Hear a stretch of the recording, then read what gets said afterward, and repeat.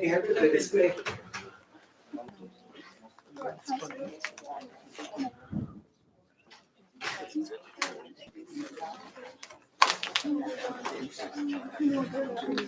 Oh, is it the wrong one? Right, yeah. Ah, perfect.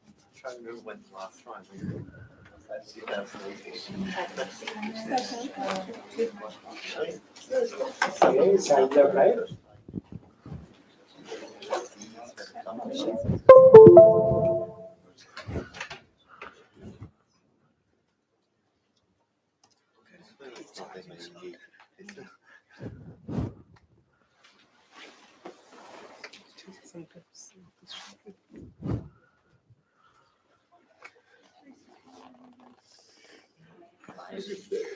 Oh, she was not so different personas, but and switch to personas, so they can kind of clarify it. But I think it's behind. There's no guarantee. No. Just for the purposes of the research, it's good. Yeah, Kind of like that. kind of. But that's good. Well, I mean, normally I don't have to do anything.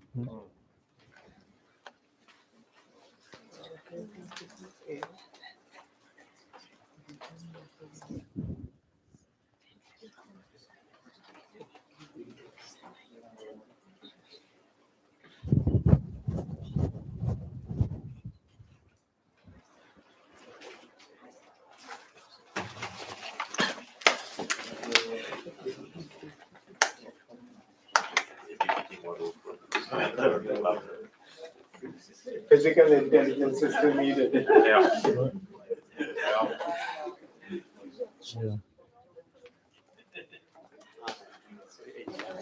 No, no, I don't.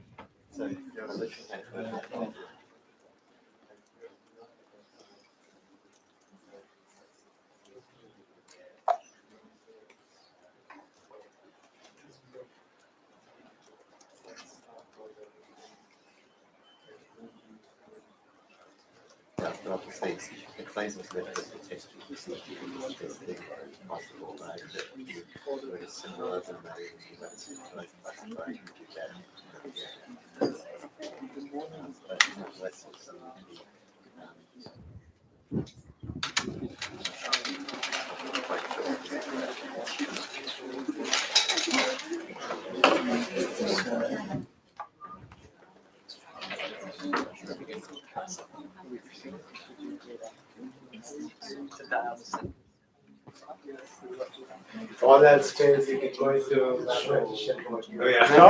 No? Yeah. Wow, markers, yeah. You know, the worst time you walk in with a piece of chalk and you have a blackboard and Right, that's yeah. how you It's not charging or displaying. PowerPoint is correct, right?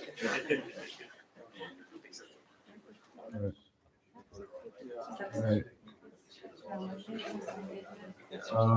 What? Oh, all right. You want me to put it on a memory stick then? Okay, fine. Okay, All right. hereby we call a 5-minute break, okay? All right. Okay. Sorry. Yeah. Okay, just go get a coffee or something. No coffee. Yeah.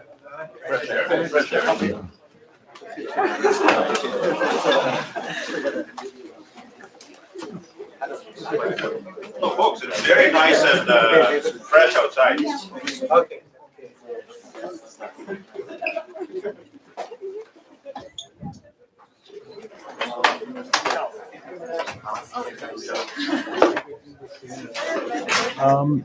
Oh. Yeah. I really just don't know. Normally, I just put it in, and it either works or. Yeah, sure. Yes, we can talk in detail. Oh, yeah, all right. Thank you.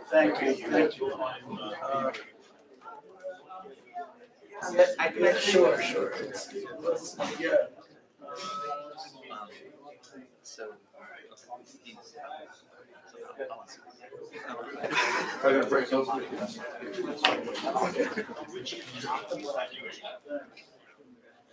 Yeah, I left Google, so I didn't manage. Well, I was on Google.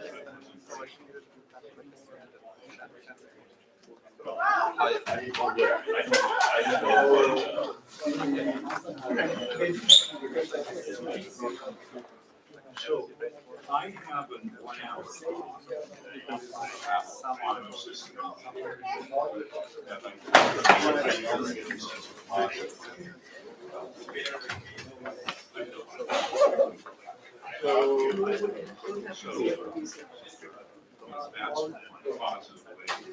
I share that with you. I think that talks about that.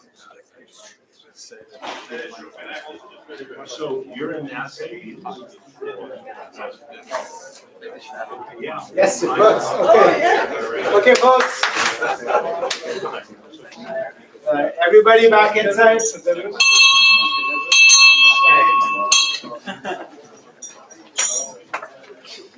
Okay. So after the break for technical difficulties, it's a great pleasure to introduce Scott Aaronson, who's at UT Austin but visiting OpenAI. Watermarking of LLMs. Yeah. All right. Thank you. All right. Thanks. So, yeah, there are three separate things that I'm nervous about right now. Giving this talk. One is that that my laptop didn't work. The second is that this afternoon of all times I've lost my voice and I'm speaking raspily. And the third is that if the discriminator model that Dan Klein presented a couple hours ago works as well as it seems to, then you might not need watermarking at all. Okay, but then again you might. So I'll tell you about how this works. It's been this is something that's been talked about for a year, and that I've sort of been pushing on. So far I've not managed to get this successfully deployed anywhere, but the idea is there, and I hope that it will be useful at some point in the future of language models. So there was a whole episode of South Park a few months ago about who saw it about ChatGPT, where more and more of the students at South Park Elementary start relying on ChatGPT to both do all of their homework, write messages to their boyfriends or girlfriends. The teachers start using ChatGPT to grade the homework, and eventually they have to bring a wizard into the school. That's that guy, and he has a detection tool, which is a falcon on his shoulder that flies around, and whenever it sees that something came from GPT, it caws. So this guy, I guess that's basically been my job at OpenAI. So. Okay, so let me start with what is the attribution problem. Okay, so you've all seen these headlines, right? And it's very weird to work on something where there's you just turn to the news and every day or two there are headlines about the problem that you're supposedly trying to solve. But we've now had a semester where we know that ChatGPT was massively used for, doing homework. The total usage of ChatGPT dropped appreciably at the beginning of the summer. Okay, if it rises back up, in a few weeks, then we will know for sure what was going on with that. But you can also worry about the use the use of LLMs for generating massive amounts of propaganda, spamming every comment section with pro-Putin talking points, or impersonating someone, generating spam emails. Right. And actually, for me, I think the beginning of this was when I started, this sort of sabbatical to work at OpenAI a year ago, and I'm a quantum computing theorist, which is a very weird kind of person to be thinking about these things. I mean, now who isn't thinking about it? Now Umesh is organizing this very workshop. Okay, but I didn't really know what I should work on. But in the meantime, my blog was just being attacked by these really dedicated trolls. Just putting, I guess I should be flattered, putting an unbelievable amount of effort into, how to just most upset me, how to most, pretend to be people who I knew and this and that, and, making me sort of not able to trust anything. And I had this moment that, like, oh my God, like as bad as this is now, imagine if someone can use an LLM to generate as much of this stuff as they want. And since then, I have gotten, regularly comments on my blog, attacking me or things like that, that seem very clearly generated by LLMs. That's even without watermarking or anything. They're just written in that characteristic way. And so the insight here is that, for almost, okay, if we, we'll set aside for now the, a deceptively aligned super AI of the future that, wants to kill us all or enslave us all or whatever. If we think about the, near-term misuses of generative AI, pretty much all of them involve, in one way or another, concealing that a language model was involved. And if only we could make it harder to conceal the involvement of the AI, we would sort of fight all of these different categories of misuse simultaneously. And there's even a separate reason from that for caring about this attribution problem. Namely, the internet is going to get increasingly filled with, the outputs of generative AI. And that is also, the source of the training data. Okay, and so training data, if you don't do anything else, will get increasingly polluted by LLM output, and you'll be, biting your own tail. Okay, you'll be, training on your own output, which you might worry gets, further and further from the sort of, human output that you're supposed to be emulating.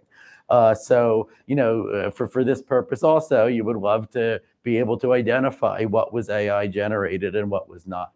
Well, maybe we'll talk about it later, but a few weeks ago, there was actually a White House commitment between some of the major AI companies to do a bunch of things for AI safety, and one of those was watermarking, although in the fine print it says watermarking for audiovisual content. Whether, what is going to happen with text, that remains a question. But in any case, there is now, an agreement in principle that, making AI output identifiable as such is good. And, Biden actually explicitly mentioned in a speech watermarking, whether or not he, could define it. He believes that it is good.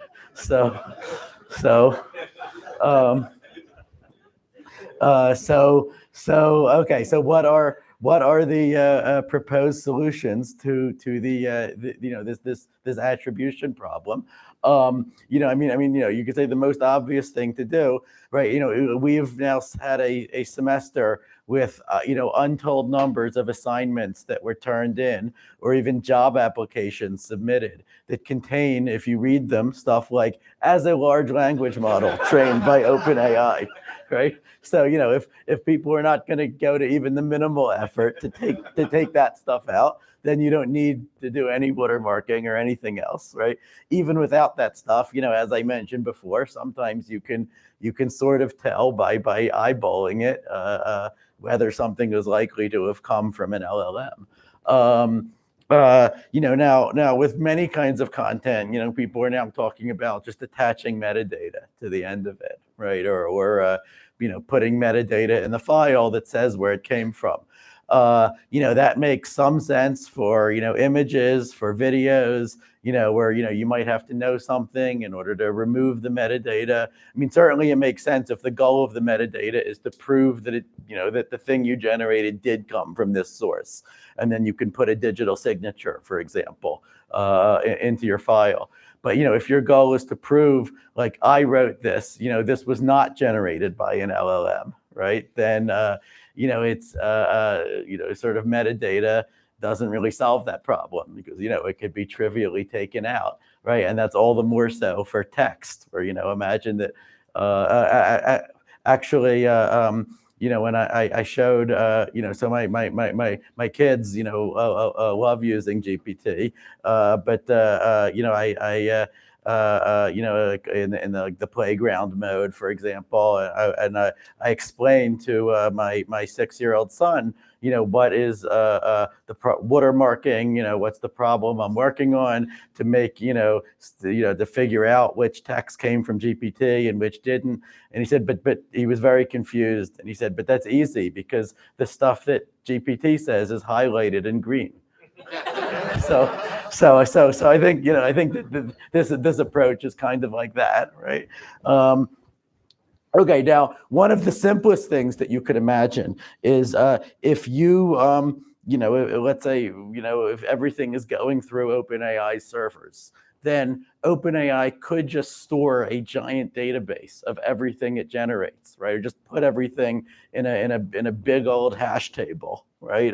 Encrypted if we like, and then we could allow people to make queries to that hash table, right? So anytime you have a text, you can just make a query and see how much overlap is there with stuff that has been generated. And now, this doesn't work naively, right? Because you might get a match because of something that's, basically deterministic, right? Like, you ask GPT for the Declaration of Independence, right? Okay, no surprise that that now the Declaration of Independence is in the database and will be flagged as having come from there. But you could deal with that problem. The bigger issue is that it becomes challenging to give people a guarantee that their conversations with GPT will now be kept private, that details of the conversations cannot leak to anyone else. Okay, I mean, it seems like maybe it's acceptable because you're only finding out if there is a match. But I was unable to prove a theorem that I was satisfied with that would say no one else will learn anything about your conversations with GPT by cleverly exploiting queries to this kind of database. Even if you could prove that, it would be very difficult socially, right? Like people might not trust it, right? As soon as you're opening up the database to queries, then a single software bug could reveal all like people's private conversations with the LLM. So then we come to discriminator models, and this is the main approach that has been deployed so far. Okay, so this is where you just treat it as yet another AI problem. You just train some other model to distinguish AI-generated text from human-generated text. And so there was an undergrad at Princeton named Edward Tien who made a service that does this called GPT-0. And he put it online, and I think within a day his server crashed from just the number of teachers and professors wanting to use this. It's back up now. You can try it. OpenAI actually for a while had its own a variant of this called Detect GPT, but that was actually taken down recently. And the main problem that's arisen with these is just that they are not accurate enough. And in particular, they, are prone to generate false positives. Okay, they can say, famously, they even said that, like Shakespeare, the Bible, like these are suspicious. These are possibly AI generated. Okay, because our archaic language is, pretty far outside of the the normal data that it sees. So not surprising that it could throw it off. But we've now already seen students falsely accused of cheating using GPT. Okay, and partly apparently because these software tools said that. Yeah. So, I mean, could we flip it around in another way? So, for people like us who have written lots of papers in the past, so essentially my writing style is already available in the form of all the papers I've written. So, therefore, I have that defense that the style in which I wrote this article, you cannot accuse me of having plagiarized because the style of this is close enough to my previous style. Yeah, I mean, you could always tune a discriminator model on samples of that person's output, right? That probably, doesn't work for like an undergrad writing a paper, right? Where they don't have all this other stuff that's up. But yeah, you could imagine tuning, on a particular Yeah. There's a certificate. Yes, I mean, I'm my past work that this paper is by Umesh Wazirani because it's consistent. Yeah, I mean, you could, if you have enough samples, then of course you could try to improve the model that way. Yeah.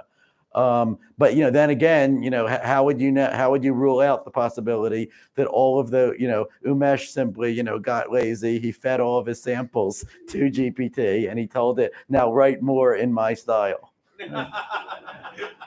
Okay. Yes.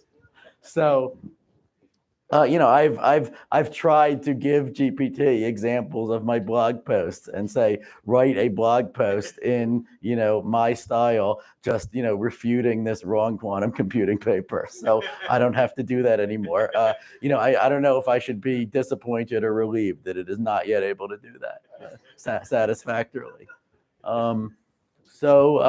Okay, so this brings me to the fifth approach and the one that I'll focus on for the rest of this talk, which is watermarking. And this means, sort of slightly modifying the way that the LLM itself operates in order to insert some sort of statistical signal into the choice of words or tokens that's being generated, such that you can detect that signal later if you know what to look for.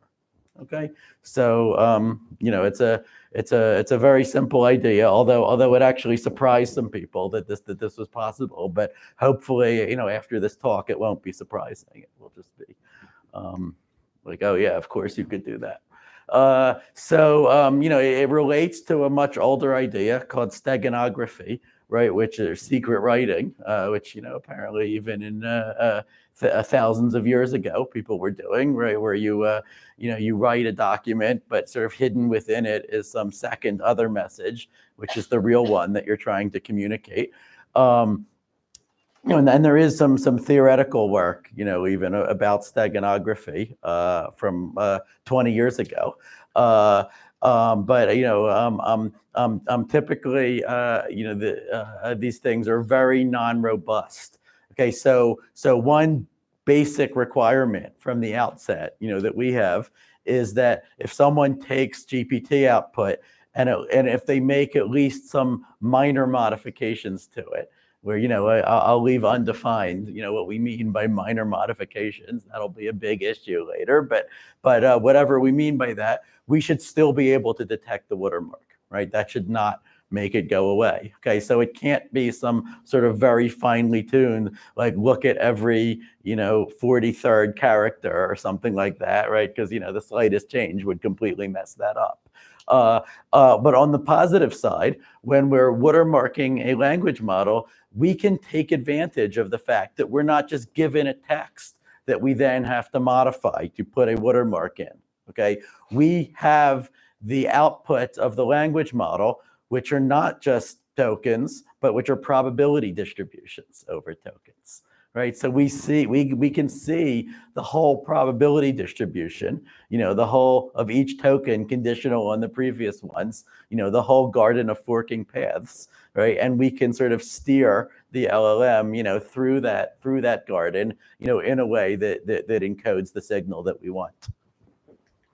So let me give, a very brief history here. So, I had this moment of terror, about what LLMs were going to be misused for. last summer, basically. And, now that I'm thinking about AI safety, like you're constantly asked to prognosticate, like how many more years until AGI, and what's the probability of doom, and all of these, I have no idea, right? I don't know any of this stuff.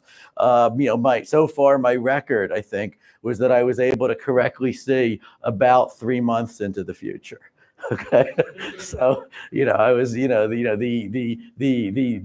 desire, the widespread desire for something like watermarking that became clear as soon as ChatGPT came out. Okay, so I started thinking about that before there was ChatGPT, and I came up with what seemed like the most reasonable way to do this, and then explained it to people at OpenAI, and they told me that I had rediscovered something from machine learning called the Gumball softmax rule. So I said, okay. Anyway, I'll show you what it is and why you want this particular rule for doing it. But then I proved some theorems, and I realized that the key quantitative question was, how many tokens will you need in order to get a reasonable signal? Right, and this will depend on the entropy that there is in each token. So it will but you'll want some bound. You'll want to. I said, okay, this is I'm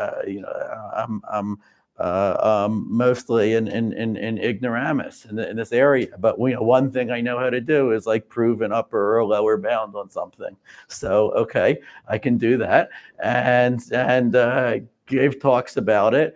And then I worked with an engineer at OpenAI named Hendrik Kirchner, and he wrote a test implementation of this method, and seems to work fine. And then it sort of sat around. No decision has been made about deployment yet. But in the meantime, what happened was that various academic groups sort of independently came up with most of the same ideas. There's a group at UMD, Kirchenbauer et al. And Tom Goldstein, and so they had a paper, which I think was actually like a best paper award at ICML, where they said, well, you can modify the you can insert a watermark by just taking the probabilities that are output by a language model and slightly modifying them, like favoring certain outcomes over others. Now, we had thought of that as well. The problem with that is that it for all we know, it might degrade the quality of the LLM's output, right? Because now you're really messing with the probability distribution in a way that's possibly detectable. Okay, and so it might be fine. You might just do experiments and find out that it's fine. But we wanted kind of a stronger guarantee than that. So okay, but then in June of this year, there was a paper by Miranda Christ, Sam Gunn, and Or Zamir. Sam Gunn is over there. He was actually in undergrad with me at UT Austin, now a grad student here. But somehow we keep rediscovering the same thing. We should talk more soon. So and they I would say they rediscovered most of the essential elements of what I proposed. Although they did it in a little bit of a different way. Rather than using the Gumball softmax scheme, they sort of Booleanized the problem. So they reduced to the case where your whole language consists of only 2 tokens, like you have only zeros and ones. And in that case, it's very, very simple. What's the right thing to do? So they in practice, it might be you might not want to do it for reasons of efficiency, but that it suffices to prove the point. And then they actually went further than I did in terms of proving theorems about cryptographic indistinguishability. So they wanted to really, even if you can make multiple queries to the LLM, they wanted to say that there is no way that any efficient algorithm can distinguish the results from, the unwatermarked, normal LLM output. And I was like, okay, I don't care that much about hiding it, right? We're not making a secret of the fact that we're watermarking.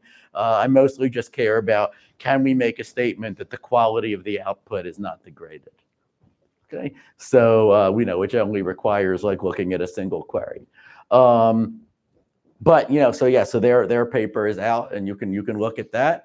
And just at this workshop, I learned about yet another paper,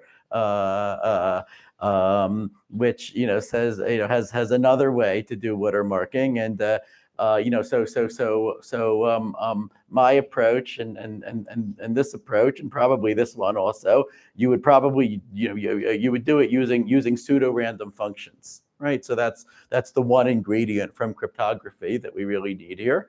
And they sort of suggested, well, instead of a pseudo-random function, you could use a one-time pad, right? And then that has some advantages and disadvantages, I guess. So all right, so let me be a little bit more formal about what is the problem that we are trying to solve here.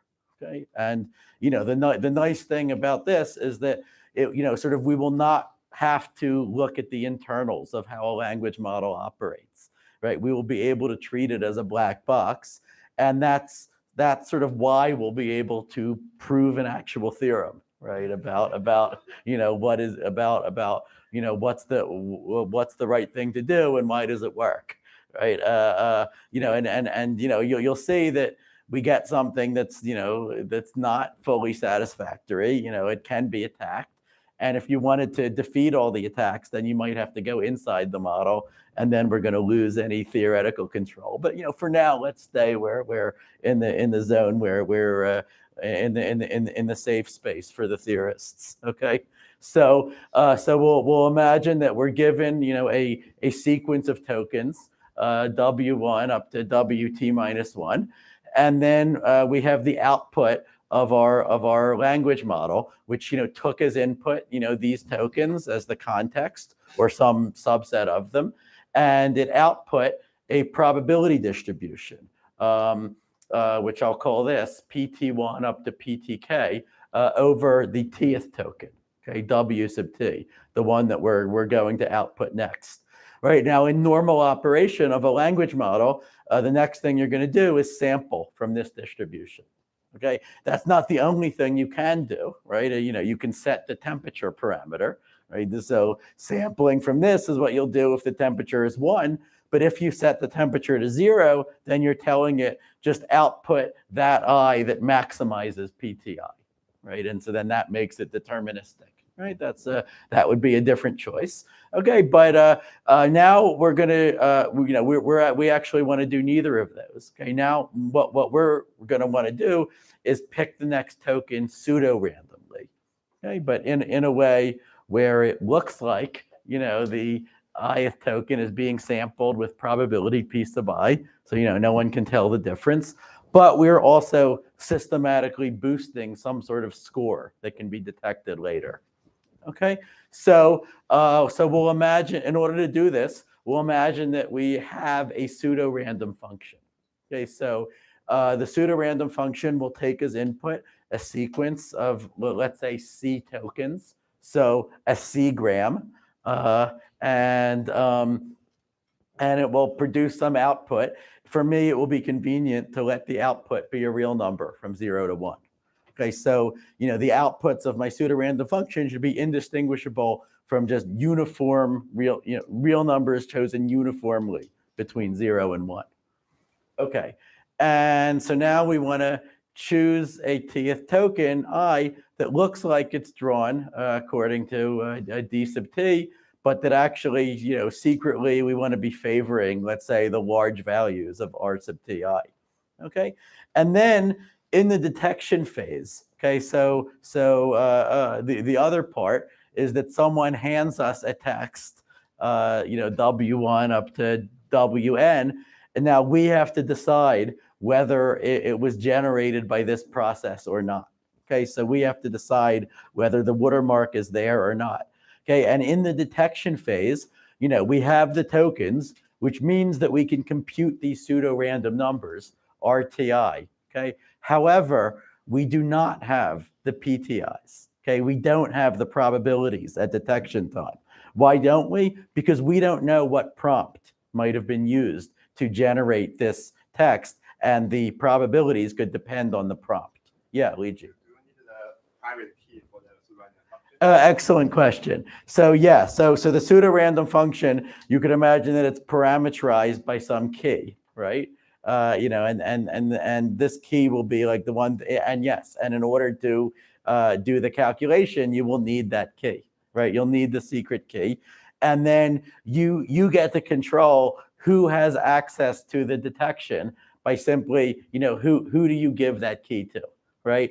And the choices range from, you could keep it to yourself, give it to no one, or you could give it to the entire world, right? You could make it completely public. That's another setting that you can think about, or anything in between those two, right? Like giving it only to Canvas and turnitin.com. Okay, only to some universities or journalists or something like that. Okay, I'm saying this because all of these things are being have been considered. Anyone else? Okay. So all right. So now I can just tell you what the scheme is, and it just takes, as you see, just one line to say it. All right. So it turns out that under these assumptions, the right thing to do is that at each position T for a token, you want to choose that token I that maximizes RTI to the 1 over PTI power. Okay. So you want to always maximize this quantity. Now this is notice this is a deterministic rule, right? So if you follow this rule, you're going to get the same completion every time in response to the same prompt. Now, some people might not like that, right? They might want more, randomness in their output. If you want that, you can always alternate between, applying this scheme and just using your LLM in normal mode, right? Like, you could do one token of one token of the other, and go back and forth, and then you'll have some randomness, and you'll also have some watermark. Obviously the strength of the watermark will be attenuated by how often you want to use it. Okay, but when you do want a watermark, then this is the rule. Okay, now the intuition for this is easy to say. Okay, the smaller the probability is for some token I, so the smaller is PTI, well, the larger will be this exponent, 1 over PTI. Okay, and that means that in order for I to have any chance of being chosen, if this exponent is really high, then RTI is going to have to be really, really close to 1, right? In order for that one to be the maximum, right? Which is intuitively unlikely to happen, which is exactly what we wanted, right? If PTI is close to 0, then token I should only be chosen a small fraction of the time. Okay, but of course that's qualitative. Of course we still have something to prove here. Now, what about in the detection phase? Okay, in the detection phase, turns out that what I think is the best quantity to look at is the sum over all the C grams of tokens of for each one log of 1 over 1 minus RTI. Okay, so basically, this is something that as R gets closer and closer to 1, then this is diverging, right? It's going off to infinity. Okay, so you're trying to, you're basically saying when the RTIs are very, very large, when they're very close to 1, then this adds a lot to our watermark score, right? This is a tip-off that maybe our document came from this watermarking process. Okay. And then if and only if this sum exceeds some threshold, we will say that it looks like there's a watermark there. Okay, and we can set the threshold as we like, depending on what probability of a false positive or a false negative we're willing to tolerate. Oh yeah, we can calculate them because each one is a function of just the tokens, right? So, RTI is this F value. Okay. Yeah. For this to work, like regardless of which key we use, does the pseudo-random function need to give us like a sufficiently low score for all human-generated data? There's no particular requirement to that effect. I mean, on normal data, it should like I said, it should be indistinguishable from a function that just takes any sequence of tokens and maps it to a random real number between 0 and 1. So what happens if it accidentally gives you a high score for like human-generated data? Well, it could do that, right? I mean, like of course, there's always at least an exponentially small probability that will happen, right? But as and this is one of the trade-offs with this parameter C, right? Like if you want to decrease the chance that happens, then you should take C to be larger. Okay. On the other hand, as you take C to be larger, then it takes fewer and fewer edits in order to destroy the watermark. Okay, so that's the fundamental trade-off here. So in our experiments, we took C to be 5. Okay. Okay, so what are some of the good properties of this scheme? First of all, the computational overhead is totally reasonable, right? It's it's basically it's the cost of running the LLM in normal mode plus a rounding error, right? At least if you have API access in order to do this in a reasonable way, right? Where you don't have to call it over and over like to get the probabilities or whatever. So sometimes I've talked to people in crypto and they've said, well, you could do this, you could do that. Of course, there will be some polynomial overhead, that's paid by the server. Is that acceptable? I can no. And they're like, well, what if it was a constant factor, like 1,000? And I'm like, no. And they're like, well, what if it's a factor of 2? No. Okay, what is acceptable? A factor of 1 plus epsilon. Okay, so and this gets that, right? Okay, secondly, we get robustness against local perturbations. So even if someone changes some words, reorders some sentences or paragraphs and so forth, as long as we preserve a large fraction of the C-grams, right, that's all that matters, right? We're still going to see a large watermark score. Right, so it had, and this is why we wanted these RTIs to depend only on C-grams because those are things that seem like many of them will be preserved even if you edit your document. Okay. And then we have this property of indistinguishability, which says that the output looks exactly like normal language model output, except to someone who is able to distinguish the pseudo-random function f from a truly random function. Okay. Now, why is that? Why do we have this indistinguishability? All right. Well, the key lemma is this: imagine that the RTIs were chosen uniformly from the unit interval. Okay. Then the probability of token I being chosen would always be exactly PTI. Okay. Now, like I could give this as an exercise at this point, for people to prove this, but yeah, it's because, in one slide, the reason is that the rule that this choosing the I that maximizes RTI to the 1 over PTI, if I just take logs, that's equivalent to choosing the I that minimizes 1 over PTI times log 1 over RTI. Right, I'm just rewriting what we're doing, right? Log is monotone, okay? But what is this thing? This thing is an exponential random variable, right? And it's got a mean of 1 over PTI, right? If this is a uniform in the unit interval, then this thing is an exponential random variable. It's just a probability fact. Okay, and it's got this mean. And now we use a key fact from probability theory, which is that if I've got 2 exponential random variables with means of 1 over p and 1 over q respectively, and I take their minimum, then I get again an exponential random variable with mean of 1 over p plus q. Okay, and that means that I can just sort of chunk these things together, right? If I have a whole bunch of different tokens, right? If I'm imagining, choosing my token versus choosing any of the k-1 other tokens, I can just reduce to the case that I'm only deciding between two tokens, right?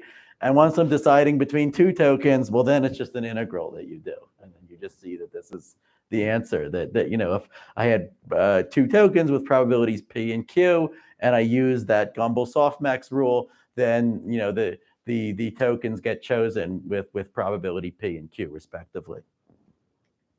Okay, but now we haven't yet discussed what is the role of entropy in all of this. So here's a thought experiment. Suppose that we ask GPT to list the first 100 prime numbers, right? Well, of course it can do that, but how on earth would you watermark that? Right? There's no entropy there unless you insert some zero spaces or play some games with the formatting, right? There's basically there's no way to insert a watermark.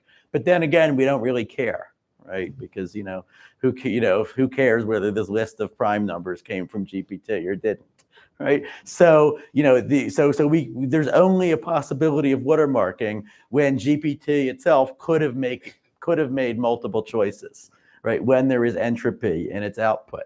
Okay, so the number of tokens needed to get a strong watermark signal will depend on the average entropy per token, conditional on the previous tokens, as perceived by the language model itself. So let's define this quantity alpha, which will be just the expectation over all of the positions of the Shannon entropy of that distribution. And that's okay. And then I'll think of the number of tokens we need as a function of this alpha. Okay, maybe in real text, maybe to think of alpha as something of order 1, right? But although it could be less than that, it could be 0.1, for example. Okay, and now we basically just have some integrals to do, right? Which even if I didn't remember how to do these integrals, a Wolfram alpha remembers, right? So okay, so you can say what is the expectation of your watermark score if you have normal non-watermark text, and what you get is that if you have n tokens, then you just have an expectation of n. Just like each term in this summand has an expectation of 1 when you do the integral, and the variance is also n. Okay, very simple. What about for watermark text? Okay, that's a little bit more interesting, because now you get this integral here, and you do this one, and well, you can prove a bound on it in any case, depending on as a function of the entropy of the distribution. And what you get is, so here's the average entropy per token. And so you get basically the expectation is shifted from n, from the unwatermarked average. It's shifted by an amount that depends on how much entropy we had in our distribution, and then there's some constant factor. Okay, amusingly, when you do the integral, you get this pi squared over 6, which is like the Basel problem. Okay, and actually at intermediate stages, you get the Euler-Mascheroni constant and the Euler-Digamma function. So, but all right, anyway, that's the answer you get. So now we basically just have a standard statistical discrimination problem. Okay, we can think of our watermark score as just a normal random variable, right? But it's a normal random variable that has one mean if our document was not watermarked, and it has a different mean if it was watermarked. Okay, so we have these two overlapping bell curves, and the question is just now, how large does n have to be before this difference is large compared to like square root of n, right? But so we need the difference in means to be large compared to our standard deviation. And and now it's just a standard statistics problem.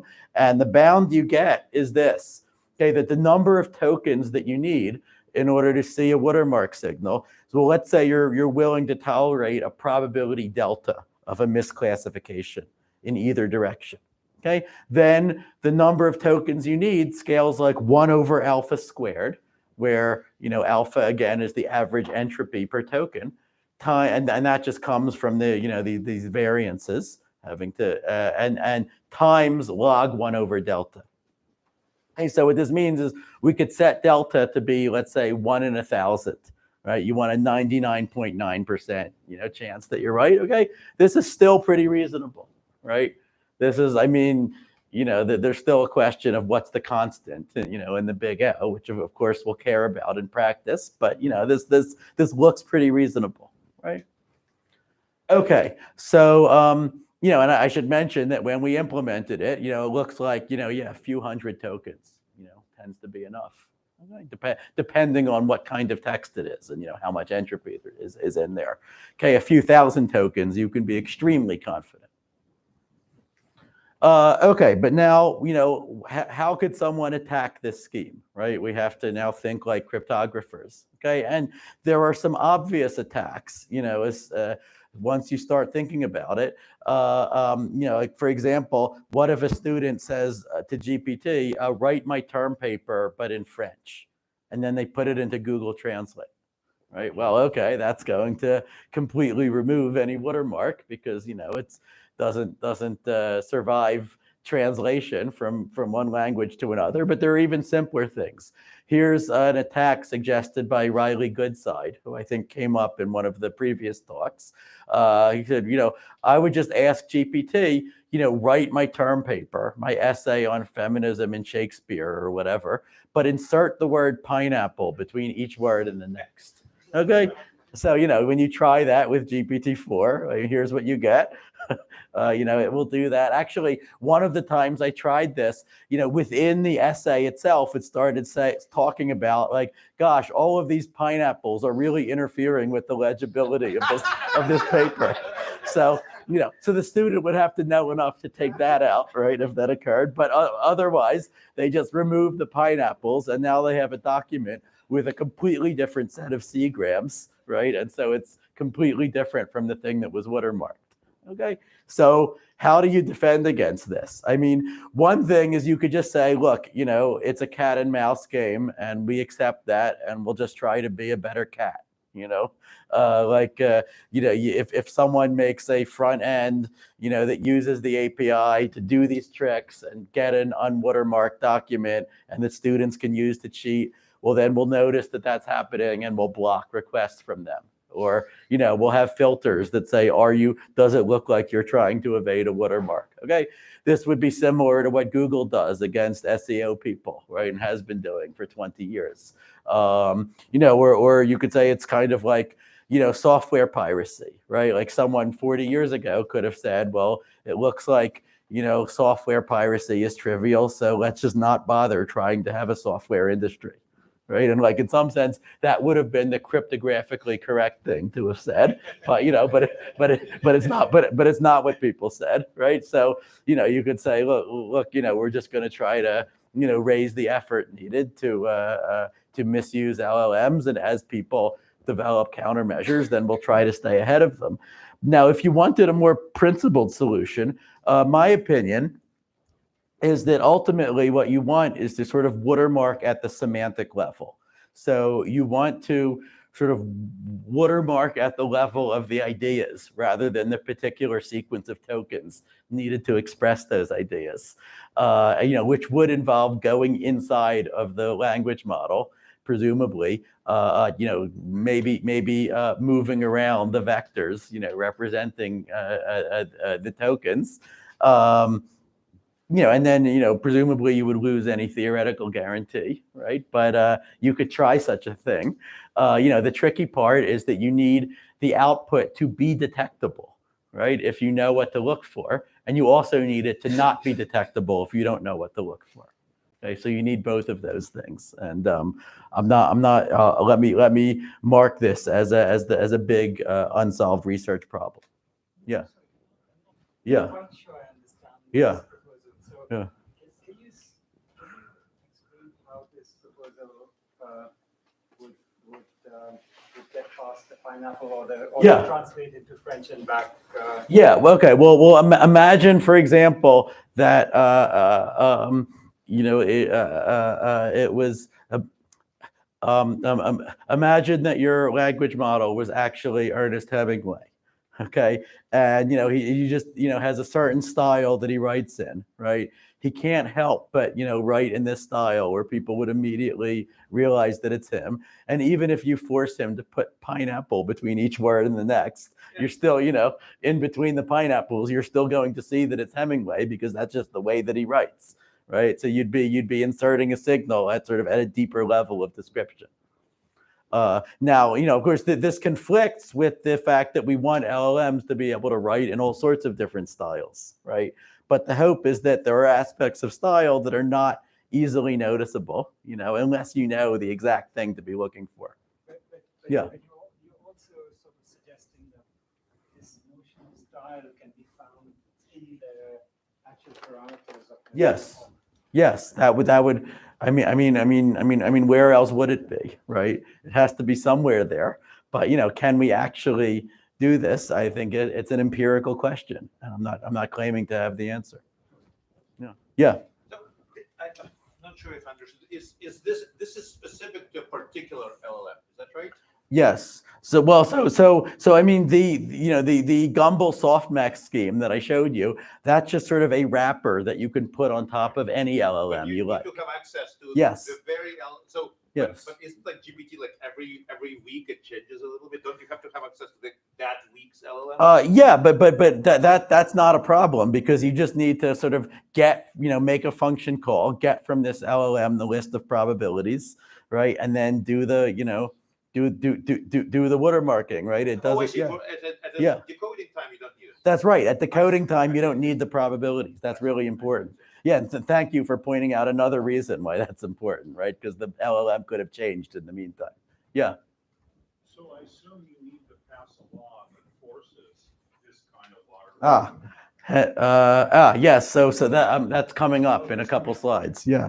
Yeah. So okay. So I'm almost done. But so one thing that I thought about recently was last week was suppose that we have a long document and we think that parts of it are written by GPT and parts are not, right?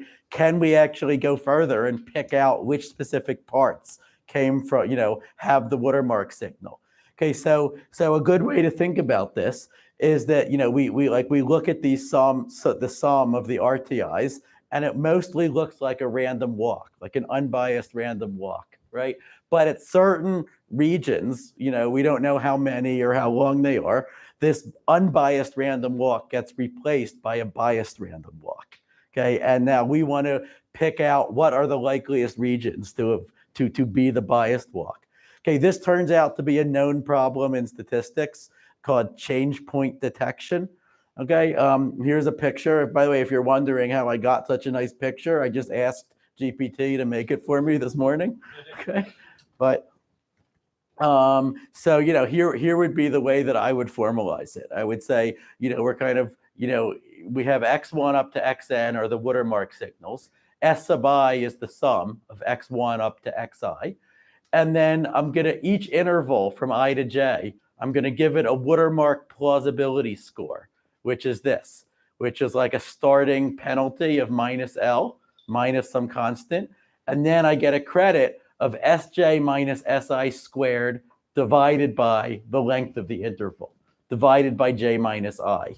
Okay, so this is sort of like how unlikely, according to a Chernoff bound, would this would this the score in this interval be to have occurred by chance? Okay, and now we just want to maximize the sum of these scores, right? And now this ends up just being a dynamic programming problem. Okay, it's I'll give as a fun algorithms exercise, come up with a quadratic time dynamic programming algorithm to solve that problem, right? One can do that, and I wondered if one could do better. So I asked around, and Daniel Kane came up with an n to the 3/2 algorithm and an approximation algorithm getting this. This uses Newton's Newton iterations and convex hulls, and yeah, it looks like a fun problem. But anyway. Is there a reason you can't just code it as an HMM in linear time, which is the usual approach? Yeah, well, yeah, because we can't make the assumption that there's an underlying Markov process, right? It's not, so that we can't assume that there's a Markov chain that's like, moving between watermarked and unwatermarked regions, right? So like this, I think this is sort of the more principled way to formulate it, right? I mean, like if I assume that like at each token there was a 1% chance that that we switch to watermark text, it's like, well, I've just baked in the assumption that my student was probably cheating, right? It's like, no, I'm not allowed to do that. I have to be hit over the head with overwhelming evidence that the student was cheating. You see what I'm saying? Yeah. So this is why I can't use the Viterbi algorithm, right? But I can do a different dynamic programming method. Good. So, all right. So what about deployment? So as I said, a prototype of this scheme was implemented by Hendrik Kirchner. That's him at OpenAI. Seems to work. Why hasn't it been deployed yet? Well, I can, without going into too many details, I can go through some of the questions that have come up. Okay, will customers rebel as soon as this is deployed, and will they all simply switch to a competing language model? Okay, because they say, what is this? This is Big Brother, right? I don't want my, my stuff to be watermarked. Okay, which leads to the next question: can all the AI companies coordinate to do this at the same time? Right? Can Anthropic, Google, OpenAI, can they somehow all reach an agreement on what to do? And then there were questions that I wasn't expecting. Okay, so this was a really big one that came up. Are there people who we think should be allowed to use a language model without having to disclose that to anyone, such as English as a second language speakers who are using it to improve their English, right? Like, is it unfair to them if everything that they do will be watermarked? I don't know how to build a watermarking tool that only works for unsympathetic cases and not for sympathetic ones, right? Okay, and then there's this huge question: who gets access to the detection tool, right? You could give everyone access. Of course, then you're also giving the cheaters access, which then helps them figure out how to evade it. Yeah. Okay, well, I was going to plug it in. Or you could restrict access to the detection tool to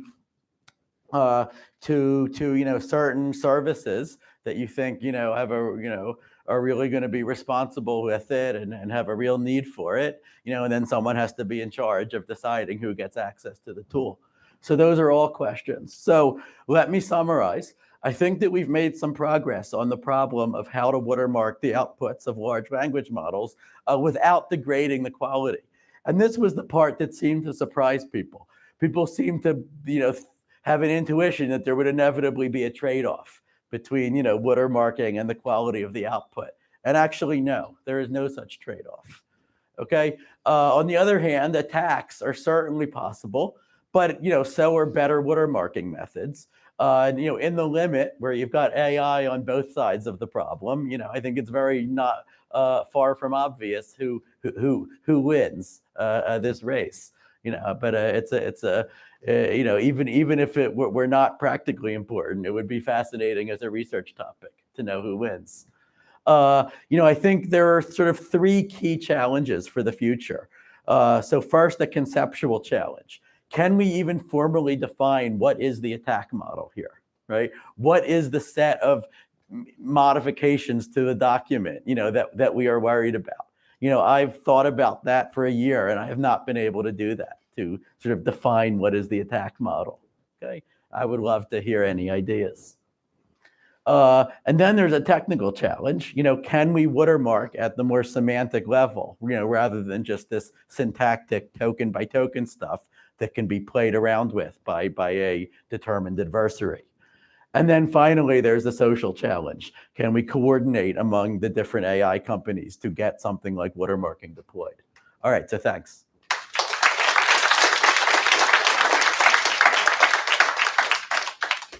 Yeah, Yeah.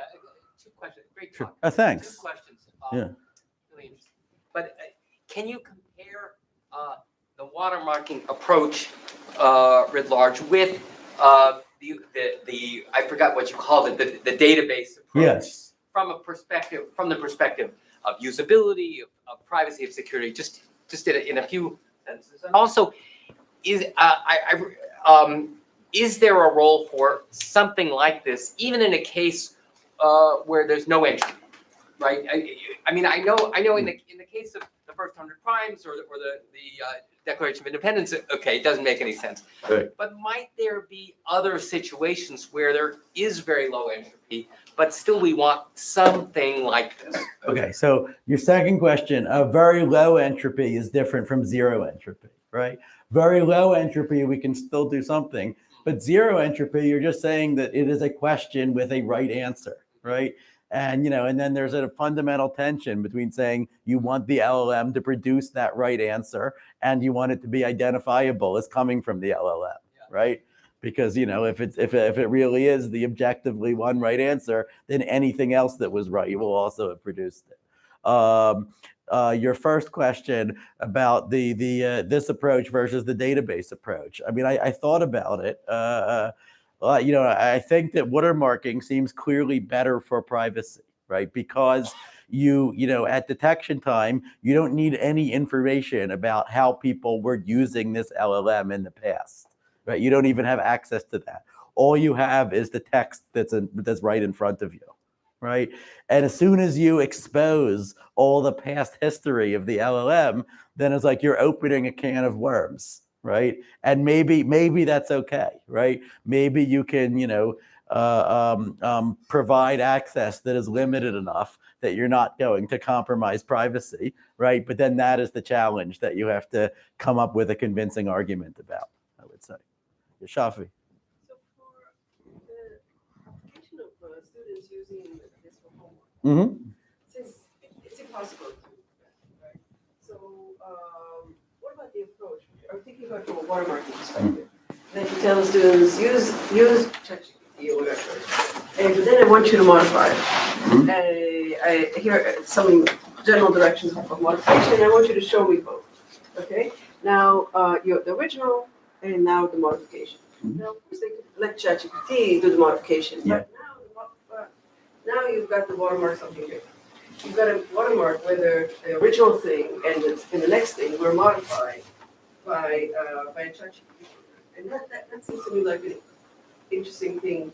Watermark. It's not exactly the same as an answer to a problem. So watermark the diff between the one document and the other document, basically. Yeah, it's an interesting problem. I mean, I tried to think about like what is the formal definition of what we're trying to do here, right? And it's really, really hard to do that because what is even the definition of academic cheating, right? If a student uses a language model, right, and they just interact with it, they learn some stuff, and then they go off and write their essay by themselves, that seems fine, right? But, where do you draw the line between that and them like really totally relying on the language model? It doesn't seem like there is a line. It just seems like a continuum, right? And, the best thing I could come up with is, well, the student has cheated if they turn in work that they themselves do not understand or cannot explain. How do you test that? Well, there is a low-tech method. You call the student to your office, right? And you ask them to explain what they turned in, right? It would be nice if, we could, say something more interesting than You that. have ChatGPT ask them. Yes. You might not do one iteration, you might do five iterations. Yeah, that's you know right. that your language model deteriorates or something. I don't know. Right. But the watermarking question seems to me to be a little bit different. Yeah, I agree. Yeah. So, when people looked at watermarking and steganography and information theory community, one of the things that they would play around with is whether your marks could actually encode additional information. Right? So you could say the mark isn't just a detector, a 1 bit this was produced by, but actually encode other stuff. Yeah, sure. Into there. Yeah. Of course, there's a trade-off. You could totally do that here, right? So you could inject like a lot of metadata. You could. Potentially, but the information carrying capacity is limited by the entropy. how much room you have to play. Yes, exactly. I'm curious if you've sort of thought about, as you move away from one bit, Yes. right? How fast does this Yes. thing start degrading in the context of what you're seeing in So- text? So I did think about it, and I can give you a bound, right? Which is for if you want to put in k bits, right? The number of tokens that you'll need will actually grow quadratically with k. In this, at least in this scheme with this method, right? So Or detectability. that's right. For a given level of detectability, right?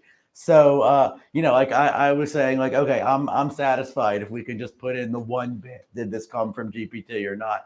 But you could imagine at the very least, you'd like different watermarks for different language models, right? Or you'd like to know, did this come from GPT-3 or GPT-4?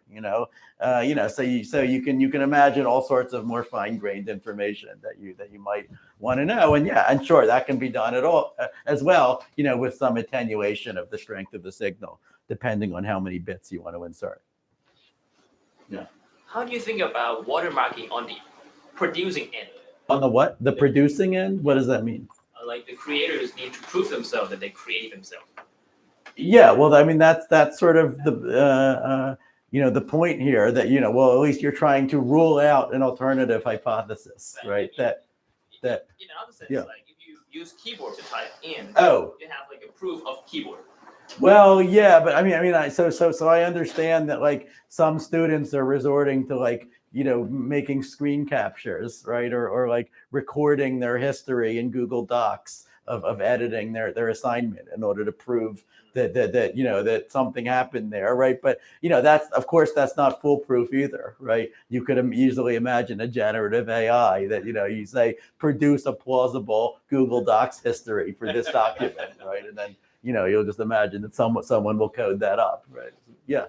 So a bit incremental question. So if you have ChatGPT produce an output, it happens that Google Translate for one part or for the core part is also a language model. Yeah. If you have two pseudo-random generators for Yeah. the two, can you decompose them? Can you understand that it also used Google Translate and it also used ChatGPT? If the one goes to the Well, that's a good question. So if Google Translate has its own a watermark that it would use, I mean, like I would say without doing anything additional, the answer would be no. The answer would be you would only see the watermark of the most recent thing that was done, right? There's no the other thing would just be an input prompt, right? Which who knows how it affected the output. So it would be interesting to come up with watermarking methods that would compose in the way that you're asking for. Yeah. So by putting the sort of place of watermarking at the decoding time, yeah, it's kind of foreclosing the possibility of exposing an API that lets people see the probabilities and do their own decoding strategies and things like that. I'm wondering if there's any way to some of the other systems you talked about, like Ghostbuster, suggest that there's already kind of a mark in the text that language models produce. Is there a way to lean into that and sort of watermark the style of the model itself or something, if you're willing to take that hit? Well, even if you put probabilities out there. I mean, this is exactly one of the things that I talked about, right? Could we somehow change the weights of the model, right, in a way that such that the outputs of this model are just identifiable, right? Like I guess like they said about Newton when he solved the brachistochrome problem. Like I recognize the lion by his claw, right? Can we have an LLM with a claw, right? By which you recognize whatever it does, right? And you could even ask for something stronger than that, which is could we still have it be secure even if you publish the weights of the model, right? And maybe even people can then modify the weights, and they can't even figure out how to get rid of the watermark by modifying the weights that you've given them, right? You can get as greedy as you would like here. John? I just wanted to say thank you for stepping through the idea in sufficient detail so that we can understand what's going on. It was really great. I aim to please.